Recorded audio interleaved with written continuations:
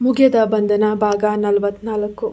ಆ ರಾತ್ರಿ ಅಶ್ವಿನಿ ತನ್ನ ಮುದ್ದಾದ ಮಕ್ಕಳಾದಂತಹ ಆರವ್ ಮತ್ತು ಆದಿತ್ಯರನ್ನ ಕಿಂಡರ್ಗಾರ್ಟನ್ ಶಾಲೆಯಿಂದ ಕರೆದುಕೊಂಡು ಹೋಗಲು ಸಮಯಕ್ಕೆ ಸರಿಯಾಗಿ ಆಸ್ಪತ್ರೆಯ ಕೆಲಸವನ್ನ ಮುಗಿಸಿ ಮನೆಗೆ ಧಾವಿಸಿದ್ಲು.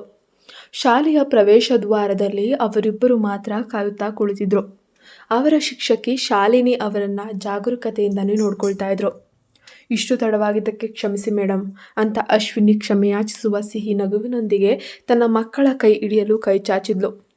ಆದರೆ ಅನಿರೀಕ್ಷಿತವಾಗಿ ಶಿಕ್ಷಕಿ ಶಾಲಿನಿ ಅವಳ ಮುಂದೆ ಬಂದು ನಿಂತು ಒಂದು ರೀತಿಯ ಮುಜುಗರದ ನಗುವಿನೊಂದಿಗೆ ಅಶ್ವಿನಿಯನ್ನು ನೋಡುತ್ತಾ, ಅಶ್ವಿನಿ ಮೇಡಮ್, ಇನ್ನು ಸ್ವಲ್ಪ ಸಮಯ ನಾನು ಮಕ್ಕಳನ್ನೇ ಇಲ್ಲೇ ನೋಡ್ಕೊಳ್ತೇನೆ.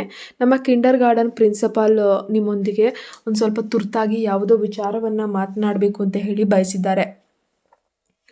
ಅವರು ಈಗ ತಮ್ಮ ಕಚೇರಿಲಿದ್ದಾರೆ, ದಯವಿಟ್ಟು ಒಮ್ಮೆ ಭೇಟಿಯಾಗಿ ಬರ್ತೀರಾ ಅಂತ ಅಂದ್ಲು.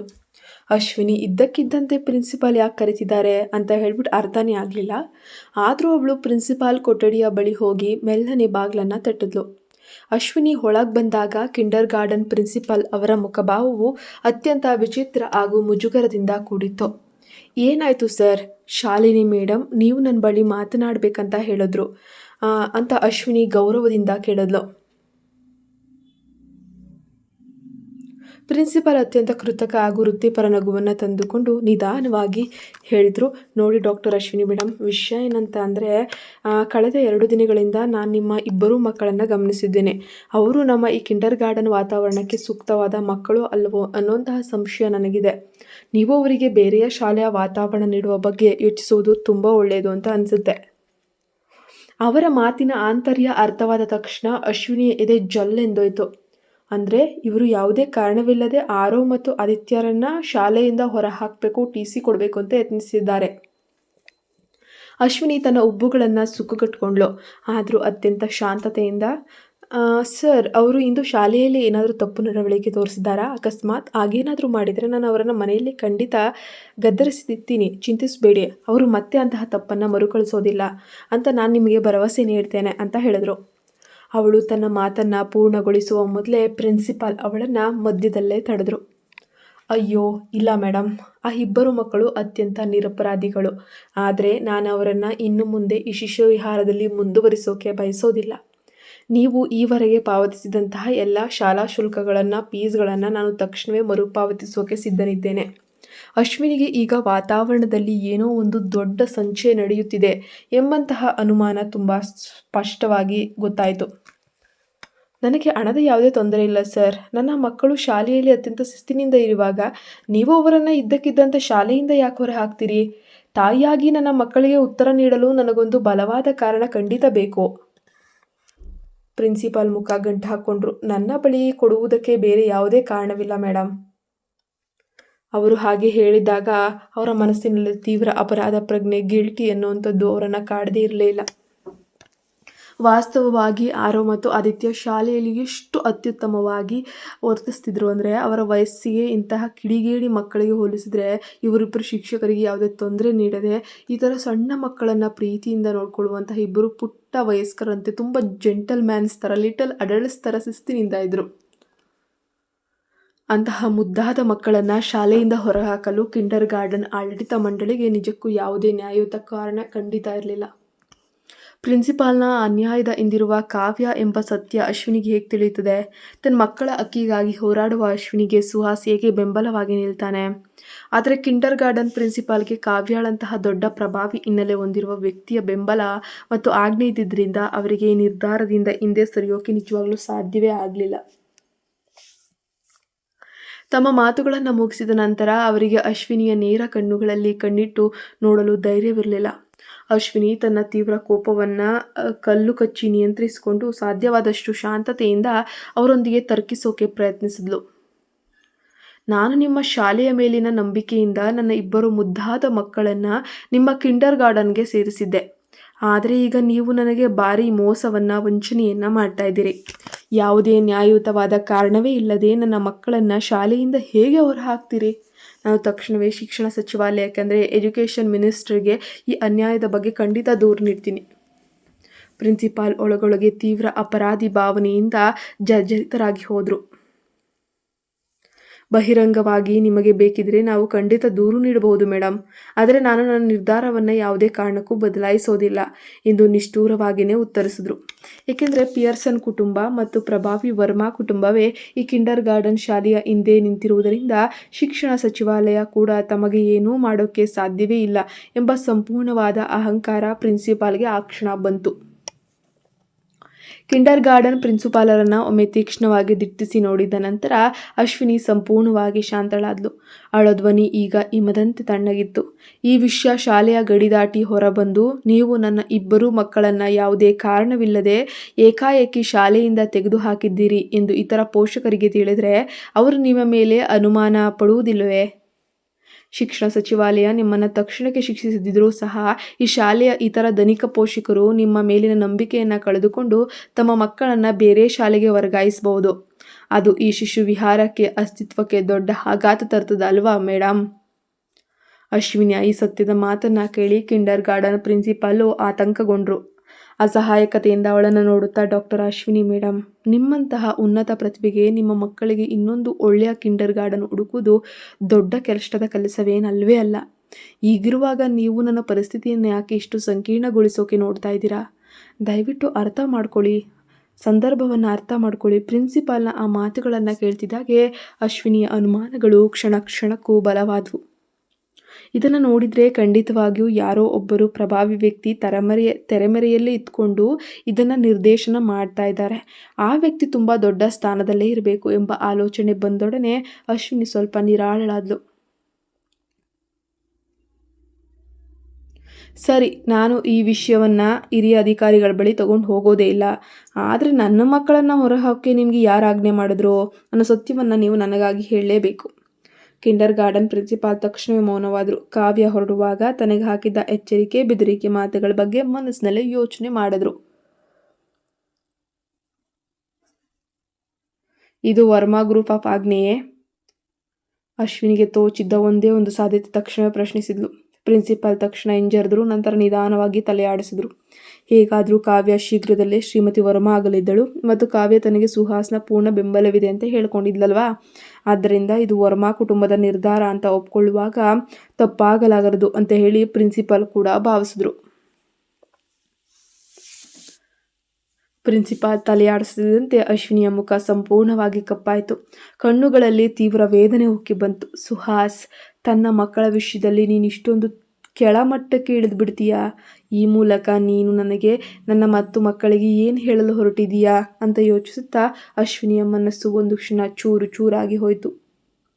ತನ್ನ ಮಕ್ಕಳನ್ನು ಶಾಲೆಯಿಂದ ಹೊರಹಾಕಿದ್ದು ಸುಹಾಸ್ ಅಂತ ಹೇಳಿ ಭಾವಿಸಿ ಕೋಪಗೊಳ್ಳುವ ಅಶ್ವಿನಿ ಸುಹಾಸ್ನನ್ನು ನೇರವಾಗಿ ಪ್ರಶ್ನಿಸ್ತಾಳಾ ಅಥವಾ ಒಳಗಡೆ ಇಟ್ಕೊಂಡು ಅದನ್ನೇ ಮಚ್ಚರಿಸ್ತಾಳಾ ಗೊತ್ತಿಲ್ಲ. ಸುಹಾಸ್ಗೆ ಕಾವ್ಯ ಮಾಡಿದ ಕುತಂತ್ರದ ಸತ್ಯ ತಿಳಿದಾಗ ಅವನು ಹೇಗೆ ಪ್ರತಿಕ್ರಿಯಿಸ್ತಾನೆ? ತನ್ನ ಮೇಲೆ ದೌರ್ಜನ್ಯ ಎಸಗ್ತಿದ್ದಂತಹ ದೈತ್ಯ ರಾಕ್ಷಸಿ ಕಾವ್ಯಾಳನ್ನು ಇನ್ನೂ ನೋಡಬೇಕಾಗಿಲ್ಲ ಎಂಬ ಕಾರಣಕ್ಕೆ ಅನ್ವಿತಾಳ ಮನಸ್ಥಿತಿ ಸ್ಪಷ್ಟವಾಗಿ ಸುಧಾರಿಸಿತ್ತು. ಈಗ ಅವಳು ಶಾಲೆಯಿಂದ ಮನೆಗೆ ಬಂದಾಗ ಸೌಧದಲ್ಲಿ ತನ್ನ ಪ್ರೀತಿಯ ಅಶ್ವಿನಿ ಆಂಟಿಯನ್ನು ಕಂಡೊಡನೆ ಅವಳ ಮುದ್ದಾದ ಕಣ್ಣುಗಳಲ್ಲಿ ವಿಸ್ಮಯ ಮಿನುಗಿತ್ತು. ಆ ಮಗು ತಕ್ಷಣವೇ ತನ್ನ ಎರಡೂ ಕೈಗಳನ್ನು ಚಾಚಿ ಅಶ್ವಿನಿಯ ಕಡೆಗೆ ಪ್ರೀತಿಯಿಂದ ಓಡಿ ಬಂದಿತ್ತು. ಮಗುವನ್ನು ಕಂಡ ತಕ್ಷಣ ಅಶ್ವಿನಿಯ ಕೋಪದಿಂದ ಕುದಿಯುತ್ತಿದ್ದ ಹೃದಯವು ಒಂದು ಕ್ಷಣ ಮೃದುವಾಯಿತು. ಅವಳು ಅತ್ಯಂತ ಆಸೆಯಿಂದ ಅನ್ವಿತಾಳ ತಲೆಯನ್ನು ಪ್ರೀತಿಯಾಗಿ ಸವರಿದ್ಲು. ಅನ್ವಿತಾ ಕುಟ್ಟಿ, ನಾನು ನಿಮ್ಮ ಅಪ್ಪನ ಜೊತೆ ಒಂದು ಪ್ರಮುಖ ವಿಷಯ ಮಾತಾಡಬೇಕು. ನೀನು ಅಲ್ಲಿಗೆ ಹೋಗಿ ಸ್ವಲ್ಪ ಹೊತ್ತು ಒಬ್ಬಂಟಿಯಾಗಿ ಆಟವಾಡ್ತೀಯಾ, ಸರಿಯೇ? ಅನ್ವಿತಾ ಒಪ್ಪಿಗೆಯಾಗಿ ತಲೆಯಾಡಿಸಿ ಸೀಟಿನ ಪಕ್ಕದಲ್ಲಿದ್ದ ರಗ್ ಮೇಲೆ ಕುಳಿತು ತನ್ನ ಮುದ್ದಾದ ಗೊಂಬೆಯೊಂದಿಗೆ ತಾನು ಆಟವಾಡೋಕೆ ಪ್ರಾರಂಭಿಸಿದ್ಲು. ಸುಹಾಸ್ ಅಶ್ವಿನಿಯನ್ನು ನೋಡಿ ಉಬ್ಬುಗಂಟಾಕಿದ್ದನ್ನು, ಅಶ್ವಿನಿ, ನಿನಗೆ ಈಗ ಇಲ್ಲಿ ಏನು ಬೇಕು? ಅವನ ಆ ಗಂಭೀರ ಧ್ವನಿಯನ್ನು ಕೇಳಿದ್ದೇ ತಡ. ಇಷ್ಟು ಹೊತ್ತು ಅಶ್ವಿನಿ ಹಲ್ಲು ಕಚ್ಚಿ ಹತೋಟಿಯಲ್ಲಿಟ್ಕೊಂಡಿದ್ದಂತಹ ಕೋಪ, ಆ ಬೇಸರ ಜ್ವಾಲಾಮುಖಿಯಂತೆ ಭುಗಿಲೆದ್ದಿತ್ತು. ಸುಹಾಸ್, ನಿನಗೆ ನನ್ನಿಂದ ಏನಾದರೂ ಸಮಸ್ಯೆಯಾ ಅಥವಾ ವೈಯಕ್ತಿಕ ದ್ವೇಷವಿದ್ದರೆ ಅದನ್ನು ನೇರವಾಗಿ ನನ್ನ ಮೇಲೇ ತೋರಿಸ್ಬೋದು. ಅದನ್ನು ಬಿಟ್ಟು ನನ್ನ ಇಬ್ಬರು ಮುದ್ದಾದ ಮಕ್ಕಳು ಆರವ್ ಮತ್ತು ಆದಿತ್ಯನನ್ನು ಯಾಕೆ ಈ ರೀತಿ ಅನ್ಯಾಯವಾಗಿ ನಡೆಸ್ಕೊಳ್ತಾ ಇದೆಯಾ? ಅವರು ನಿನಗೆ ಏನು ತಪ್ಪು ಮಾಡಿದ್ದಾರೆ ಹೇಳು? ಯಾವಾಗಲೂ ಕೂಡ ಅವರು ನಿನ್ನನ್ನು ತುಂಬ ಗೌರವಿಸ್ತಾರೆ ಮತ್ತು ನಿನ್ನ ಮಗಳನ್ನು ತನ್ನ ಸ್ವಂತ ತಂಗಿಯಂತೆ ಒಬ್ಬ ಒಳ್ಳೆಯ ಸ್ನೇಹಿತೆಯಾಗಿ ಚೆನ್ನಾಗಿ ನೋಡ್ಕೊಳ್ತಾ ಇದ್ದಾರೆ. ಶಾಲೆಯಲ್ಲಿ ಆ ಇಬ್ಬರು ಸಣ್ಣ ಮುದ್ದಾದ ಮಕ್ಕಳ ಬಗ್ಗೆ ನೀನು ಇಷ್ಟೊಂದು ತಳಮಟ್ಟಕ್ಕೆ ಇಳಿದು ಗಲಾಟೆ ಮಾಡೋಕೆ ಯಾವುದೇ ನ್ಯಾಯಯುತ ಕಾರಣವಿಲ್ಲ. ಅಶ್ವಿನಿ ಹಠಾತ್ ಆಗಮನವನ್ನು, ಅದಕ್ಕಿಂತ ಹೆಚ್ಚಾಗಿ ಅವಳ ಕಣ್ಣುಗಳಲ್ಲಿ ಹುರಿತಿದ್ದಂತಹ ಕೋಪವನ್ನು ಕಂಡ ತಕ್ಷಣ ಸುಹಾಸ್ಗೆ ಸರಾಸರಿ ಆ ಒಂದು ಆಕ್ರೋಶವನ್ನು ನಿರೀಕ್ಷಿಸಿರಲಿಲ್ಲ. ಅವಳು ಸಾಲು ಸಾಲಾಗಿ ಹೊರಿಸ್ತಿದ್ದಂತಹ ಆಧಾರರಹಿತ ಆರೋಪಗಳನ್ನು ಕೇಳಿ ಅವನ ಉಬ್ಬುಗಳು ಇನ್ನಷ್ಟು ಸುಕ್ಕುಗಟ್ಟಿದ್ವು. ನಾನಿಬ್ಬರು ಮಕ್ಕಳಿಗೆ ಏನು ಮಾಡಿದೆ ಅಶ್ವಿನಿ ಅಂತ ಹೇಳಿ ಸುಹಾಸ್ ಸಂಪೂರ್ಣ ಗೊಂದಲದಿಂದ ಕೇಳ್ತಾನೆ. ಅವನ ಮುಖದಲ್ಲಿದ್ದ ಗೊಂದಲವನ್ನು ನೋಡಿ ಅಶ್ವಿನಿ ಅಸಹ್ಯದಿಂದ ಅಣಕಿಸುತ್ತಾ ಮುಗುಳ್ನಕ್ಕದ್ಲು. ಓಹೋ, ಯಾರನ್ನಾದರೂ ಮೋಸಗೊಳಿಸೋಕೆ ಕಾಯ್ತಿರುವಂತೆ ನಟಿಸಬೇಡ ಸುಹಾಸ್.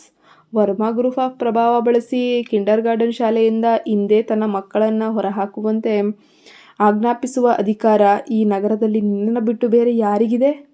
ನನ್ನ ಬಳಿ ಹೀಗೆ ಮುಗ್ಧನಂತೆ ನಾಟಕವಾಡುವುದನ್ನು ತಕ್ಷಣ ನಿಲ್ಲಿಸಿಬಿಡು. ಇದಲ್ಲದೆ ಕಚೇರಿಯಿಂದ ಬಂದ ನಂತರ ನಡೆದಂತಹ ಘಟನೆ, ಅದಕ್ಕೂ ಮುನ್ನ ಪ್ರಿನ್ಸಿಪಲ್ಲು ಕಚೇರಿಯಿಂದ ಹೊರಗೆ ಬಂದಾಗ ಅಶ್ವಿನಿ ತನ್ನ ಮಕ್ಕಳನ್ನು ತನ್ನೊಂದಿಗೆ ಕರೆದುಕೊಂಡು ಬಂದಿದ್ಲು. ನನಗೆ ಆಸ್ಪತ್ರೆಯಲ್ಲಿ ಇನ್ನೂ ಸ್ವಲ್ಪ ತುರ್ತು ಕೆಲಸವಿದೆ ಮಕ್ಕಳ. ನಿಮ್ಮ ಮೇಘನ ಆಂಟಿ ಮನೆಯಲ್ಲಿದ್ದರೆ ಸ್ವಲ್ಪ ಹೊತ್ತು ಅವ್ರ ಜೊತೆ ಇರ್ತೀರಾ? ನನಗೆ ಸ್ವಲ್ಪ ಕೆಲಸ ಮುಗಿಸ್ಕೊಂಬರ್ತೀನಿ ಅಂತ ಅಶ್ವಿನಿ ತನ್ನ ಆಕ್ರೋಶವನ್ನು ಮಕ್ಕಳ ಮುಂದೆ ಬಾಂಧವ್ಯದಿಂದ ಮುಚ್ಚಿಟ್ಟು ನಗುತ್ತಾ ಹೇಳಿದ್ಲು. ಈಗ ತಮ್ಮ ತಾಯಿ ಕೆಲಸದ ಒತ್ತಡದಲ್ಲಿದ್ದಾಳೆ ಅಂತ ಭಾವಿಸಿದಂತಹ ಮಕ್ಕಳು, ಆ ಇಬ್ಬರು ಮುದ್ದಾದ ಮಕ್ಕಳು ಯಾವುದೇ ಗೊಂದಲವಿಲ್ಲದ ಹಾಗೆ ವಿಧೇಯತೆಯಿಂದ ಸರಿ ಅಂತ ತಲೆ ಆಡಿಸ್ತಾರೆ. ಅಶ್ವಿನಿ ಮಕ್ಕಳನ್ನು ತನ್ನ ಆಪ್ತ ಗೆಳತಿ ಮೇಘನಾಳೊಂದಿಗೆ ಒಪ್ಪಿಸಿ ತಕ್ಷಣವೇ ಕಾರಿಗೆ ಹಿಂತಿರುಗಿದ್ಲು. ಅವಳ ಮುಖ ಮತ್ತೆ ಗಂಭೀರ ಹಾಗೂ ಕೋಪದಿಂದ ಕೆಂಪಾಗಿತ್ತು. ಅವಳು ತಕ್ಷಣವೇ ಕಾರನ್ನು ಸುಹಾಸ್ನ ಸೌಧದ ಕಡೆಗೆ ವೇಗವಾಗಿ ಚಲಾಯಿಸಿದ್ಲು.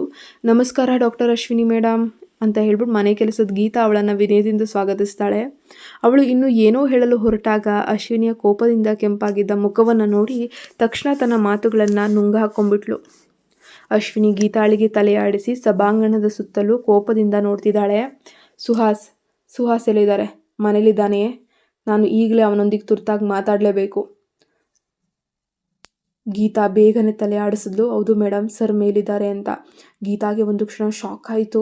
ಸರ್ನ ಈ ರೀತಿ ಏಕವಚನದಲ್ಲಿ ಅವನು ಇವನು ಅಂತ.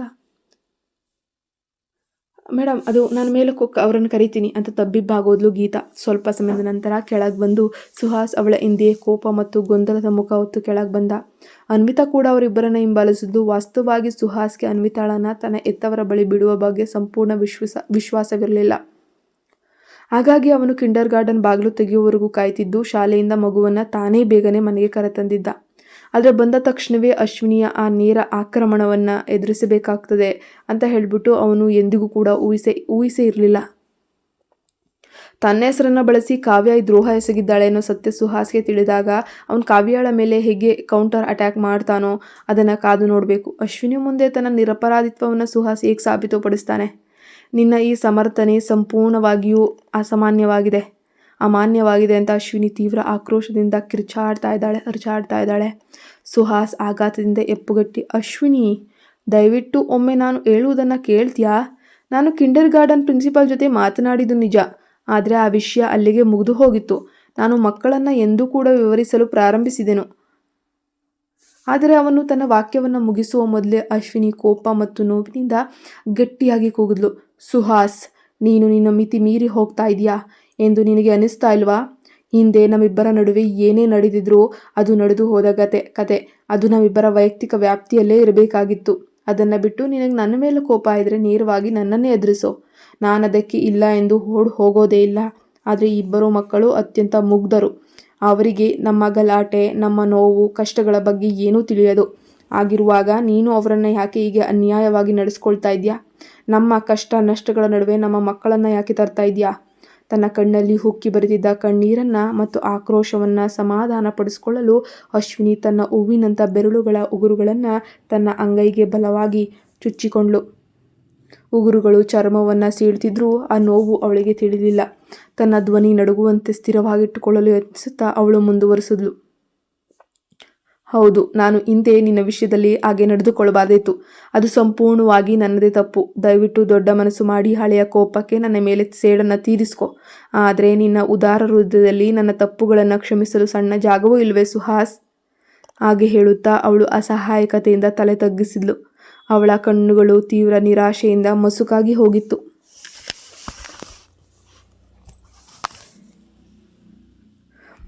ಕಣ್ಣೀರು ಕೆನ್ನೆ ಮೇಲೆ ಜಾರ್ತಾ ಇದ್ವು. ಕಿಂಡರ್ ಗಾರ್ಡನ್ ಪ್ರಿನ್ಸಿಪಾಲ್ ಹೇಳಿದ್ದು ತಕ್ಕ ಮಟ್ಟಿಗೆ ನಿಜವಾಗಿತ್ತು. ಮಕ್ಕಳಿಗೆ ಈ ನಗರದಲ್ಲಿ ಇನ್ನೊಂದು ಕಿಂಡರ್ ಗಾರ್ಡನ್ ಹುಡುಕುವುದು ತಾಯಿಯಾಗಿ ಅವಳಿಗೇನು ದೊಡ್ಡ ಕಷ್ಟದ ಕೆಲಸ ಏನಾಗಿರಲಿಲ್ಲ.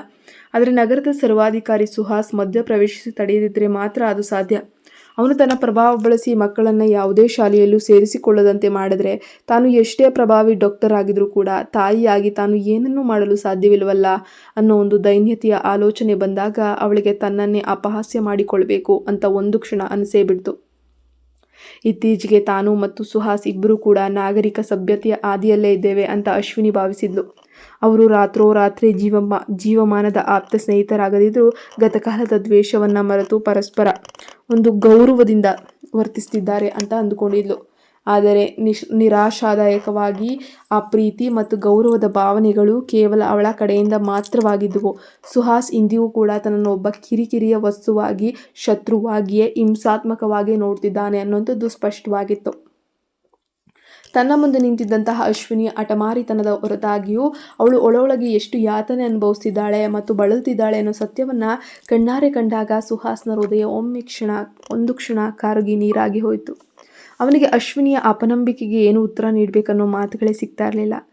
ಆರವ್ ಮತ್ತು ಆದಿತ್ಯರ ಒಳ್ಳೆಯದಕ್ಕಾಗಿ ತಾನು ಪ್ರಿನ್ಸಿಪಾಲ್ ಬಳಿ ಮಾತನಾಡಿದ ವಿಷಯ ಹೀಗೆ ಉಲ್ಟಾ ತಿರುಗಿ ತನ್ನನ್ನೇ ವಿನಾಶದ ಹಾದಿಗೆ ತಂದು ನಿಲ್ಲಿಸಿದ್ದಕ್ಕೆ ಸುಹಾಸ್ಗೆ ತೀವ್ರ ವಿಷಾದ ಹಾಗೂ ಪಶ್ಚಾತ್ತಾಪಕ್ಕೆ ಪ್ರಾರಂಭವಾಗುತ್ತೆ. ಸೌಧದ ಸಭಾಂಗಣದ ಕಾರ್ಪೆಟ್ ಮೇಲೆ ತನ್ನ ಮುದ್ದಾದ ಗೊಂಬೆಯೊಂದಿಗೆ ಅನ್ವಿತಾ ಆಟವಾಡ್ತಿದ್ರು ಕೂಡ ಅವಳಿಗೆ ಪದೇ ಪದೇ ಅಶ್ವಿನಿಯನ್ನ ನೋಡದೆ ಇರಲು ಸಾಧ್ಯವೇ ಆಗಲಿಲ್ಲ. ಅವರಿಬ್ಬರು ಮಾತನಾಡುತ್ತಿದ್ದಂತಹ ಪ್ರತಿಯೊಂದು ಪದವೂ ಅನ್ವಿತಾಳ ಕಿವಿಗೆ ತುಂಬ ಸ್ಪಷ್ಟವಾಗಿ ಬೀಳುತ್ತಿತ್ತು. ತನ್ನ ತಂದೆ ಆ ಇಬ್ಬರು ಒಳ್ಳೆಯ ಅಣ್ಣಂದಿರಾದ ಆರವ್ ಮತ್ತು ಆದಿತ್ಯರನ್ನ ಶಾಲೆಯಿಂದ ಯಾಕೆ ಹೊರಹಾಕಿದ್ರು ಅಂತ ಅಶ್ವಿನಿ ಆಂಟಿ ಪ್ರಶ್ನಿಸಿದಾಗ ಅನ್ವಿತಾ ಗೊಂದಲದಿಂದ ಸಣ್ಣ ಉಬ್ಬುಗಳನ್ನು ಸುಕ್ಕುಗಟ್ಟಿದ್ಲು. ಆ ಆಲೋಚನೆಯನ್ನು ನಾನು ಈಗಲೇ ಕೈಬಿಟ್ಟಿದ್ದೀನಿ, ಮಕ್ಕಳನ್ನು ಹೊರಹಾಕುವುದಿಲ್ಲ ಅಂತ ಹೇಳಿ ತನ್ನ ತಂದೆ ಅಶ್ವಿನಿಗೆ ವಿವರಿಸುತ್ತಾರೆಂದು ಮಗು ಆಸೆಯಿಂದ ಕಾಯ್ತಿತ್ತು. ಆದರೆ ಬಹಳ ಸಮಯದವರೆಗೆ ಸುಹಾಸ್ನಿಂದ ಯಾವುದೇ ಸ್ಪಷ್ಟ ಪ್ರತಿಕ್ರಿಯೆ ಅನ್ನೋದು ಬರಲೇ ಇಲ್ಲ. ಅನ್ವಿತಾ ತೀವ್ರ ಕೋಪ ಹಾಗೂ ಬೇಸರದಿಂದ ತನ್ನ ತುಟಿಗಳನ್ನು ಬಿಗಿಯಾಗಿ ಮುಚ್ಚಿಕೊಂಡ್ಳು. ಅಪ್ಪ ಸುಳ್ಳುಗಾರ, ಕೆಟ್ಟ ವ್ಯಕ್ತಿ, ಆರವ್ ಮತ್ತು ಆದಿತ್ಯ ಅಣ್ಣಂದಿರನ್ನ ಶಾಲೆಯಿಂದ ಹೊರಹಾಕುವುದಿಲ್ಲ ಅಂತ ಹೇಳಿ ನನಗೆ ಮಾತು ಕೊಟ್ಟಿದ್ರು. ಆದರೆ ಕೊನೆಗೆ ಹಾಗೆ ಅವರನ್ನು ಹೊರಗೆ ಹಾಕೇ ಬಿಟ್ರು. ಆಲೋಚನೆ ಬಂದಿದ್ದೇ ತಡ. ಅನ್ವಿತಾ ತೀವ್ರ ಕೋಪದಿಂದ ತನ್ನ ಕೈಲಿದ್ದ ಗೊಂಬೆಯನ್ನು ನೆಲದ ಮೇಲೆ ಬಲವಾಗಿ ಎಸೆದು ಹಿಂತಿರುಗಿನೂ ನೋಡದೆ ಮೆಟ್ಟುಗಳನ್ನೇರಿ ಮೇಲಕ್ಕೆ ಹೊಡೆದ್ಲು. ನಾನು ನನ್ನ ಅಪ್ಪನನ್ನು ಮತ್ತೆ ಎಂದಿಗೂ ನಂಬೋದಿಲ್ಲ ಎಂದು ಮನಸ್ಸಿನಲ್ಲೇ ಅಳುತ್ತಾ ಅಲ್ಲಿಂದ ಹೊರಟು ಹೋದ್ಲು. ಅನ್ವಿತಾ ಕೋಪದಿಂದ ಮೇಲಕ್ಕೆ ಓಡುತ್ತಿರುವುದನ್ನು ಕಂಡ ಸುಹಾಸ್ಗೆ ತಲೆಯಿಡೀ ನರಗಳು ಸಿಡಿಯುವಂತೆ ತಲೆನೋವು ಬಂದಂಗೆ ಆಗೋಯ್ತು. ಈ ಪುಟ್ಟ ಮಗುವನ್ನು ಸಂಭಾಳಿಸುವುದೇ ಅವನಿಗೆ ದೊಡ್ಡ ಒಂದು ಕೆಲಸವಾಗಿತ್ತು. ತಾವಿಬ್ಬರು ಮಾತಾಡಿದ್ದನ್ನು ಮಗು ಕೇಳಿಸ್ಕೊಂಡು ತನ್ನನ್ನು ಮತ್ತೆ ತಪ್ಪಾಗಿ ಅರ್ಥೈಸ್ಕೊಂಡಿದ್ದಾಳೆ. ಅದಕ್ಕಾಗಿಯೇ ಅವಳು ತನ್ನ ಸಣ್ಣ ಮೊಂಡುತನವನ್ನು ತೋರಿಸಿ ಓಡಿದ್ಲು ಅನ್ನೋದು ಅವನಿಗೆ ಸಂಪೂರ್ಣವಾಗಿ ಅರ್ಥ ಆಯಿತು. ಈಗಲೇ ಅವಳಿಗೆ ಸತ್ಯ ವಿವರಿಸದಿದ್ದರೆ ಅವಳು ಇನ್ನಷ್ಟು ಕೋಪಗೊಳ್ತಾಳೆ ಅನ್ನೋ ಭೀತಿ ಅವನನ್ನು ಕಾಡಿತ್ತು.